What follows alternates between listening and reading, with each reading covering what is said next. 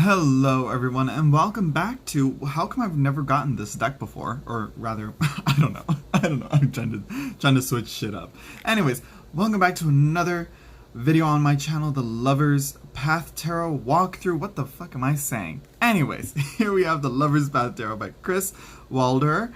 She is an author, artist. She has two tarot decks. I'm gonna do the Goddess Tarot as soon as possible today, or tomorrow maybe. I don't know. I don't want to flood everybody's feed, with a bunch of walkthroughs, so I'll just do two today, two tomorrow. Nope, Wednesday. I got something going on tomorrow, so I'm not sure if I'll be able to film. So, The Lover's Path Tarot by Kris Waldherr?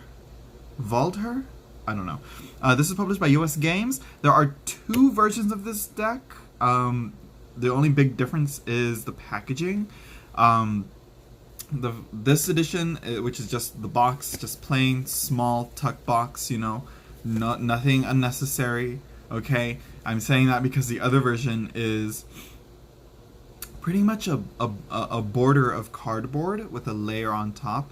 So that I remember they said this special edition it's for shelf presence. It's pretty much a bigger box, but it's still the same shit. And there's no extra guidebook. There's no bigger guidebook. I'm sure you can get some of her books, and that would, that she writes, about these pictures. I'm sure she has, information on the depictions here in like the major arcana. Maybe I could be wrong, but I'm sure she writes about the stories that are the myths incorporated into this deck. But there is no official like Lover's Path Tarot guidebook. There is. I'm gonna link to a video to Tarot Oracle. He did a walkthrough of this video.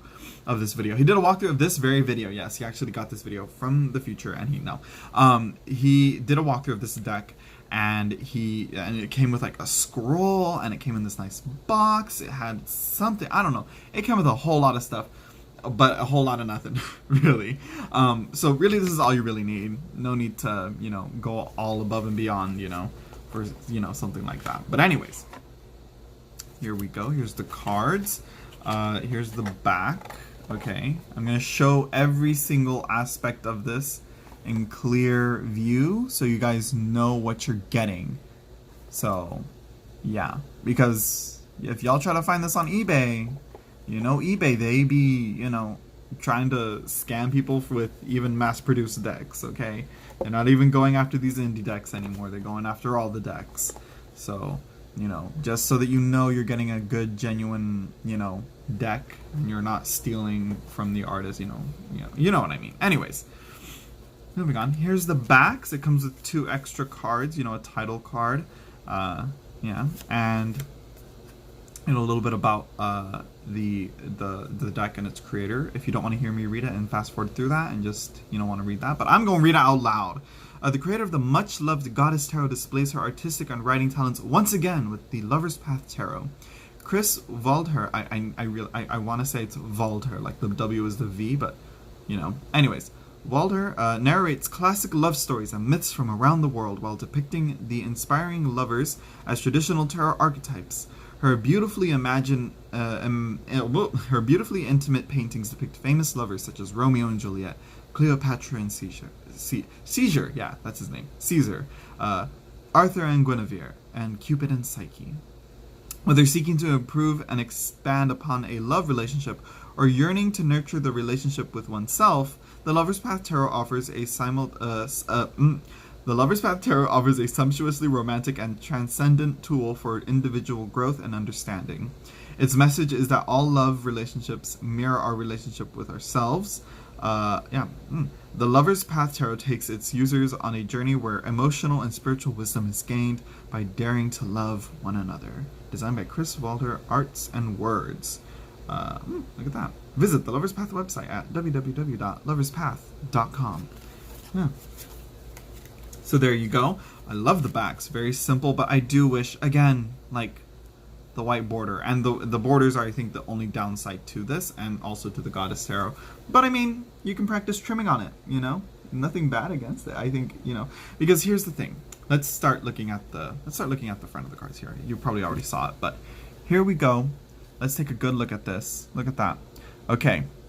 Let's really count the borders. We technically have 1, 2, 3, maybe? No, we have like 2, 3. We have like 3. Okay.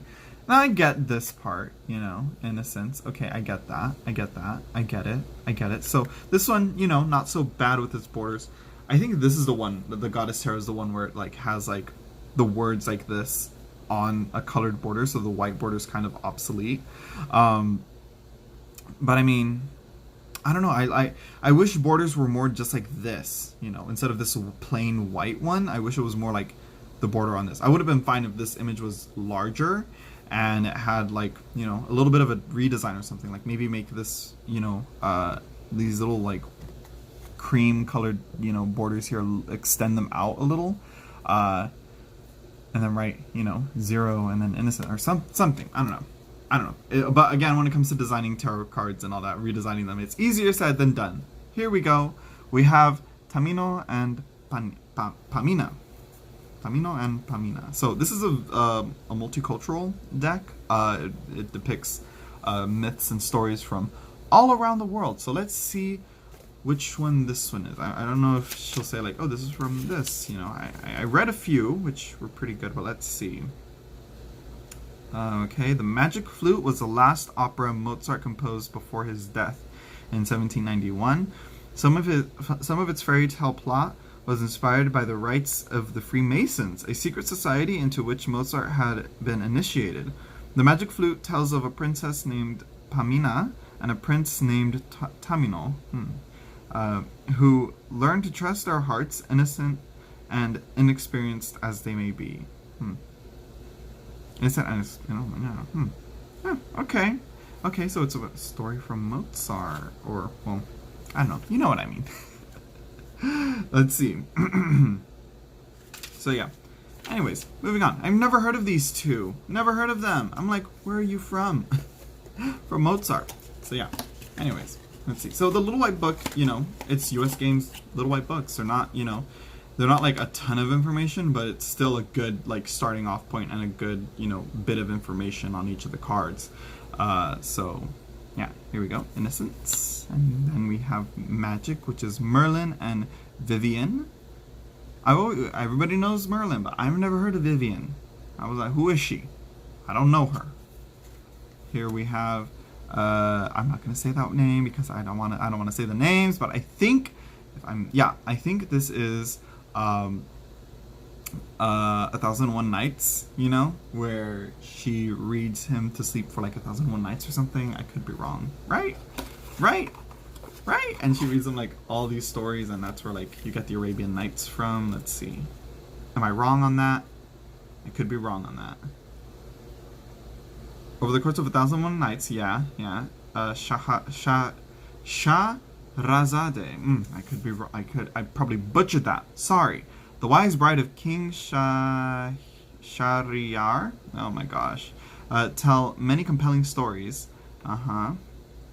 Her wisdom won the king's love and trust, and so in doing so, she saved her life, as well as those of her fellow women of the kingdom. I need more receipts. I don't know I don't know the whole context of the story. I should read that. I should get, you know, I have a copy, but it's not. I don't think it's the whole Arabian Nights. I think it's only just some of them, which I'm like, okay, give me all of them or give me none of them. Anyways, here we have Cleopatra and Caesar for fertility, and you can see they're not like the Empress. You get the same thing with the Goddess Tarot, just simply fertility. Here we have power for what would be the Emperor, which it's a good way to balance out the, you know, the gender stuff there, I guess. But you know, there's more onto that I would talk about, but that would go into a huge tangent. Here we go, Romeo and Juliet for tradition. Isis and Osiris for love, for the lovers. Tristan and Isolde for the chariot. Brunhild and Siegfried. I hope I pronounced that right. For strength. Abelard and Elois. I've never heard of this one. So again, she brings up a lot of stories that I've never even heard of. So I'm like, okay, time to do some research. So here we have Danae, Danae. I don't know. And Zeus. This is a story when Zeus appeared to her as a shower of gold. I could be wrong, but I mean, in today's context, a shower of gold. I don't think that's what we want. So here we have Penelope and Odysseus for justice. Orpheus and Eurydice. And it's very interesting too, quick going back to a few of them. Here it's just Penelope, but, it's because Odysseus is out there, either, I think right now he's either trapped on an island or something. I don't know. He's out doing some shit. But here we also have, Elois. These two are kind of like opposites to each other, where it's like he's alone drawing her and she's waiting for him. I don't know. There's some similarities there. I need to look into that. I'm gonna look into that. Okay, there's something there. Here we have Orpheus and Eurydice. Sacrifice, hanged man. Don't look back, but he still looks back. Here we have Persephone and Pluto. Is Persephone the Roman name for that? Because it's very awkward when I see like the Greek and the Roman names like used together. Because isn't he supposed to be Hades? I don't know. But I think also they called her Persephone as well. Or they might have called her something else in Rome. I don't know. But point is, here we have death. Makes sense. Hades, ruler of the underworld. But I mean, their love story, I'm sure, connects to the card in a way that she makes sense about it. Anyways, here we have Venus and Vulcan for balance. Okay, yeah, I believe then, now that I see that she is sticking with the Roman names, then I think that Persephone might be the actual, like, the proper, name. Like, they didn't change it. Like, I think they used Apollo. I think they kept it the same. Or, no, they changed them to Helios. I can't remember. I wish I could. But, anyways. But no, they mentioned Zeus, not Jupiter. So what is the truth? What is the truth, Kris? What is the truth? Anyways, doesn't matter. Venus and Vulcan, but they do have their differences, the Roman and the Greek. They have their differences. Moving on. I do like this one because it separates Vulcan very fiery and earthy. Meanwhile, Venus, she's very watery and, I don't know, very watery to me. I was going to say like watery and airy, but I'm like, would she be? I don't know, but extremely watery, where she came from the sea foam. I'm not sure. I believe he was born from the calf, from the leg of Zeus, either the thigh or the calf. I can't remember. Or no, that's Dionysus. He was born.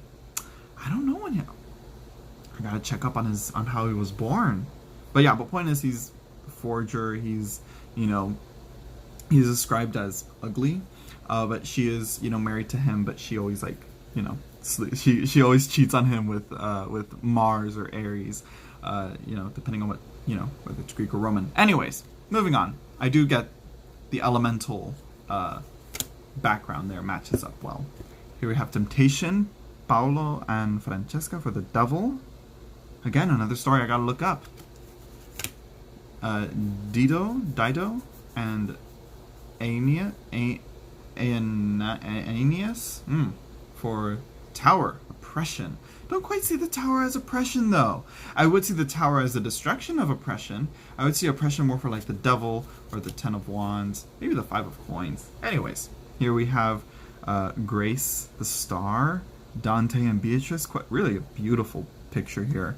Like, very beautiful.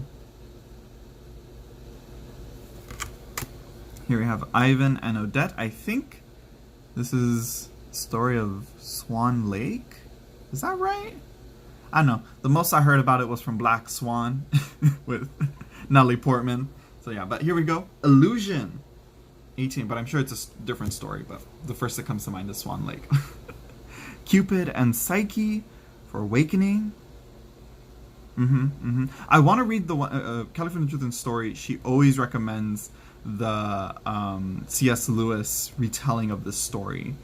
And I know the story is quite, it's pretty much like Psyche is like going on her own trials to get back with Cupid.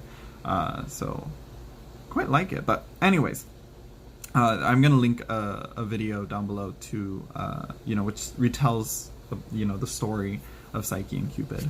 So yeah, here we go with Tannhauser. I think that's how you spell it.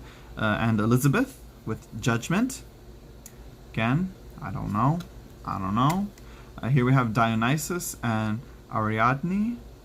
Right? Ariadne? Yeah.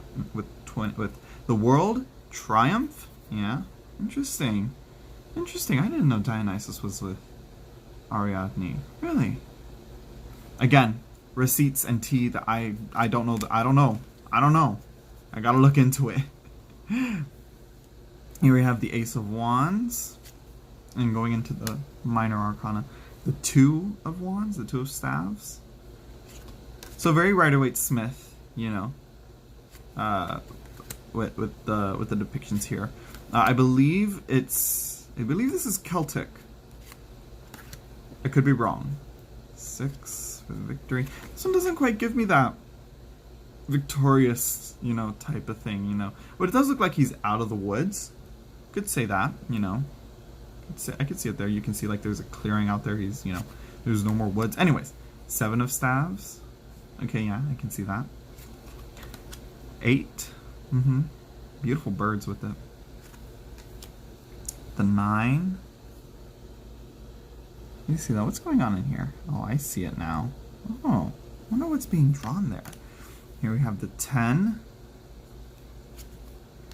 Very Pippish.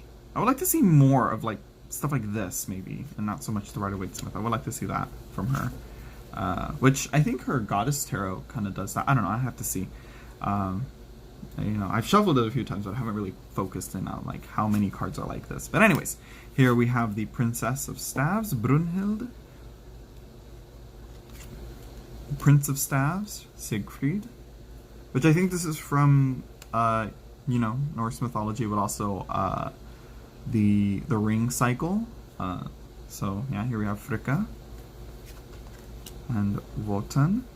I think that's how you pronounce that. Let me know how I'm pronouncing these names. Am I doing it wrong? I probably am. Here we have the Ace of Cups, the 2, 3,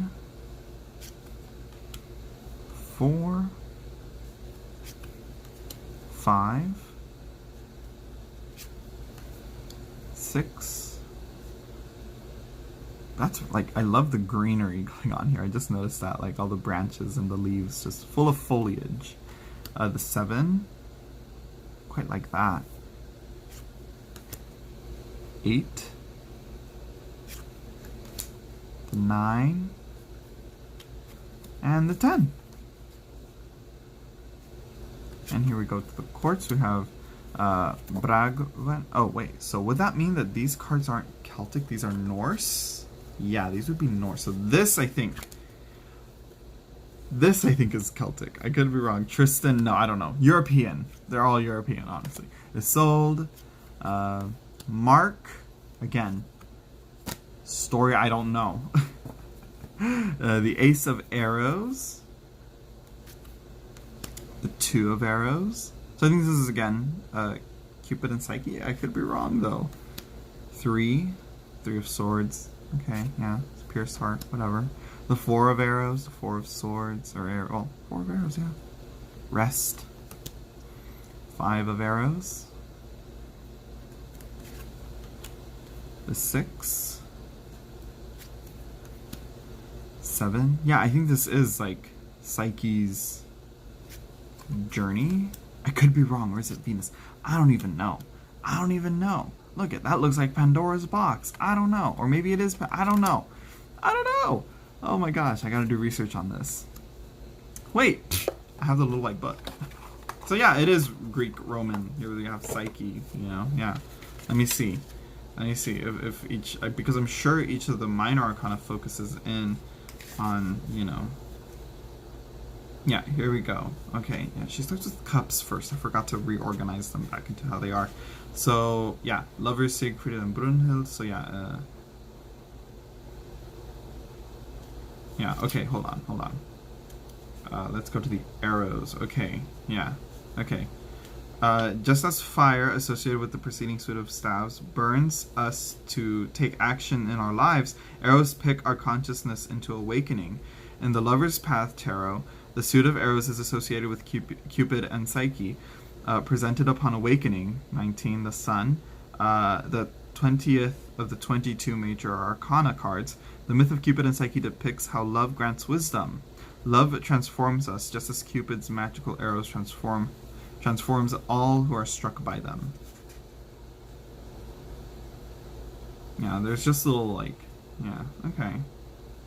Okay. I wish they went more into, like, what's going on in the picture, but I'm sure, like I said, she has written other books. I think she references these stories and other stories and goes more into depth into them, and you can, use the cards as, kind of to work with that, I guess.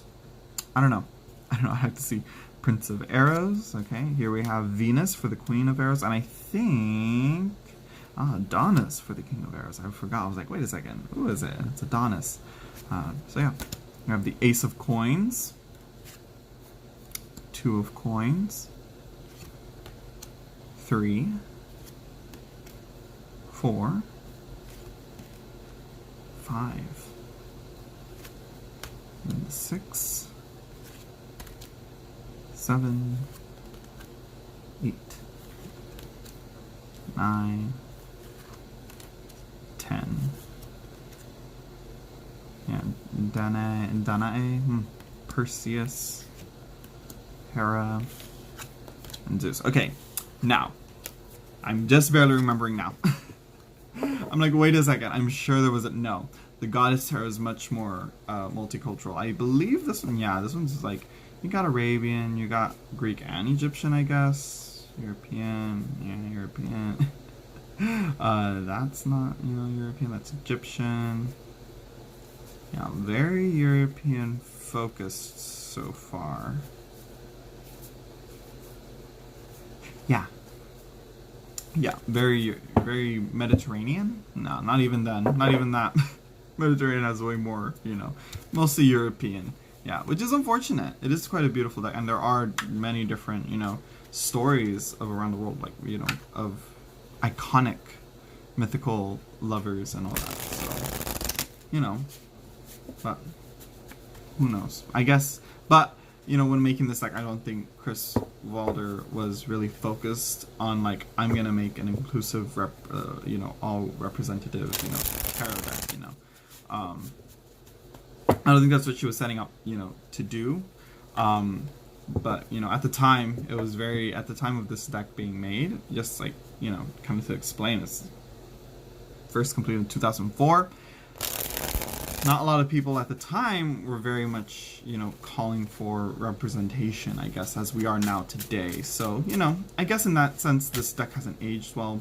But other than that, I quite like the deck. I want to work with it. But like I said, the Goddess Tarot is, if you're looking for something much more, representative, of different cultures and all that, the Goddess Tarot is the one, I think, yeah, is the one with more depictions of different cultures. But this one here, though, white, or European, we'll say, I guess. But yeah, I think it's a pretty, good deck. Cardstock is, I want to say, similar to the Gil Tarot, or maybe like if you have the Centennial Smith weight, just a little bit thicker than this, I think. It feels very, it's like the thickest that US Games comes out with. So yeah, there you go. It shuffles well though, either way. It's a pretty big size. Let me get a standard tarot card out here so I can compare it.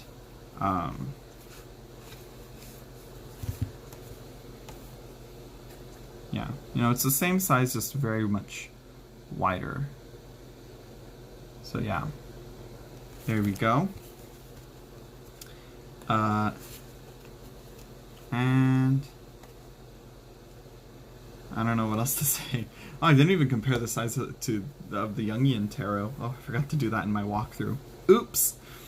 So yeah, let's see how these cards look. Next to each other. They look great.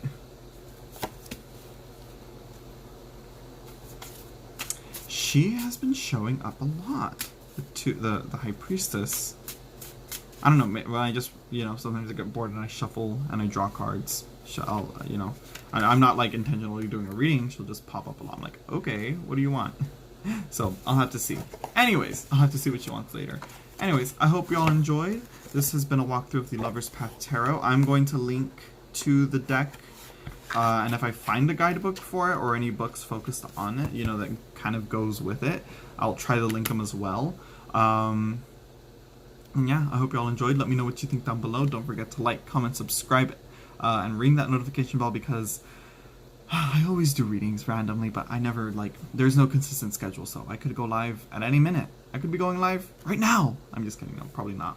I hope you all enjoyed. I'll see you all, I don't know, later on today, as of recording this video and uploading it. I'll do a walkthrough. I'll do a live chat. I'll do a live reading or something. I don't know. Anyways, hope you all enjoyed. I'll see you all later. Bye, everyone.